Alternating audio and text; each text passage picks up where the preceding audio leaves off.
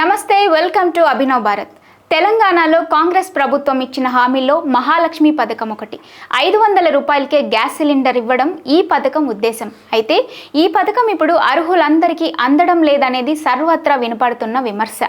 రాష్ట్ర వ్యాప్తంగా కేవలం 42.9 లక్షల కుటుంబాలకే 500 రూపాయలకు గ్యాస్ సిలిండర్ అందుతోంది. మొదటి విడత ప్రజాపాలనలో భాగంగా అన్ని జిల్లాల్లో 1,05,00,000 దరఖాస్తులను ఈ పథకానికి అర్హులుగా గుర్తించారు. ఇందులో 89.2 లక్షల దరఖాస్తులను కంప్యూటరైజ్ చేశారు. కానీ ఇందులో సగానికన్నా తక్కువ మంది అంటే 42.9 లక్షల కుటుంబాలను మాత్రమే సబ్సిడీ గ్యాస్ సిలిండర్కు అర్హులుగా ఎంపిక చేశారు. వీరికి ఈ ఏడాది ఏప్రిల్ నుంచి ఆగస్టు 15 వరకు 56.4 లక్షల గ్యాస్ సిలిండర్లకు ప్రభుత్వం సబ్సిడీ మొత్తాన్ని భరించింది. ఈ మేరకు ఆయిల్ కంపెనీలకు 168 కోట్లు చెల్లించింది. రేషన్ కార్డు, ఆహార భద్రత కార్డు ఉన్న ప్రతి కుటుంబానికి మహాలక్ష్మి పథకాన్ని అమలు చేస్తామని మొదట్లో కాంగ్రెస్ ప్రభుత్వం చెప్పినప్పటికీ అందరికీ పథకం అందడం లేదు. రాష్ట్రంలో భారత్, ఇండియన్, హెచ్పీలకు చెందిన 1,30,00,000కు పైగా డొమెస్టిక్ గ్యాస్ కనెక్షన్లు ఉన్నాయి. 33 జిల్లాల్లో 90 లక్షలకు పైగా రేషన్ కార్డులు ఉన్నాయి.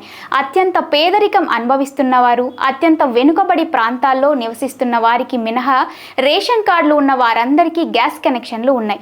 ఈ లెక్కన రేషన్ కార్డులు ఉన్న వారంతా దారిద్ర్య రేఖకు దిగువన ఉన్న పేదలే అని ప్రభుత్వం భావిస్తే మహాలక్ష్మి పథకం కనీసం 70 లక్షల కుటుంబాలకైనా వర్తించాలి.